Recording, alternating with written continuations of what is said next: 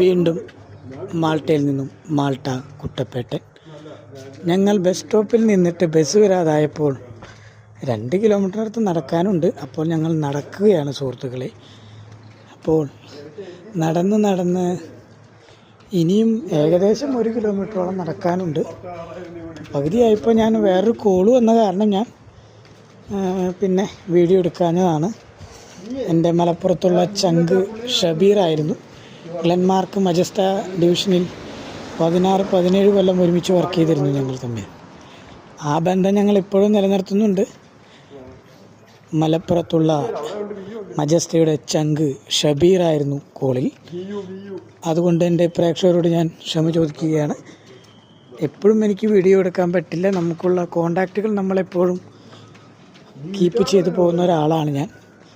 അതുകൊണ്ട് തന്നെ എനിക്ക് നല്ല രീതിയിൽ റീച്ച് കിട്ടും എന്നൊരു ആത്മവിശ്വാസമുണ്ട്. അമിതമായാൽ അമൃതും ആപത്താണെന്നറിയാം. എന്നാലും ചെറിയൊരു വിശ്വാസമുണ്ട്. ഈ കാണുന്നത് ഗുഡ് സമരിറ്റൻ എന്ന് പറഞ്ഞ ഹോസ്പിറ്റലാണ്. ഈ ഹോസ്പിറ്റലിൽ ഒരു 70% മലയാളി നഴ്സുമാരും കെയർമാരുമാണുള്ളത്. ഇത് ദേവ്സ് എന്ന് പറഞ്ഞിട്ട് ഇവിടുത്തെ മറ്റൊരു സൂപ്പർ മാർക്കറ്റാണ്. സൂപ്പർ മാർക്കറ്റുകളെ കുറിച്ച് ഞാൻ വേറൊരു വീഡിയോ എടുക്കുന്നതായിരിക്കും. ഇത് ഇവിടെയുള്ള ഒരു ബാർബർ ഷോപ്പാണ്. ഈ ബാർബർ ഷോപ്പിൻ്റെ പേര് ബാർബർ ക്ലബ്ബ് എന്നാണ്. ഇവിടെയും അത്യാവശ്യം നല്ല വിലയുണ്ട്. അതുകൊണ്ട് ഇവിടെ മുടി വെട്ടുന്നില്ല. ഇത് പെറ്റ്സ് വേൾഡ്. ഞാൻ മുൻപത്തെ വീഡിയോയിൽ പറഞ്ഞിട്ടുണ്ട്. ഇവിടെ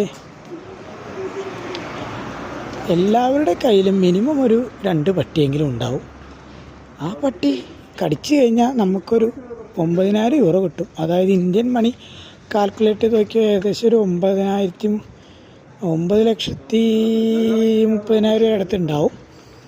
അപ്പോൾ പട്ടികൾ വരുമ്പോൾ ഞാൻ വെറുതെ കാല് വെച്ചു കൊടുക്കാൻ ശ്രദ്ധിക്കാറുണ്ട്.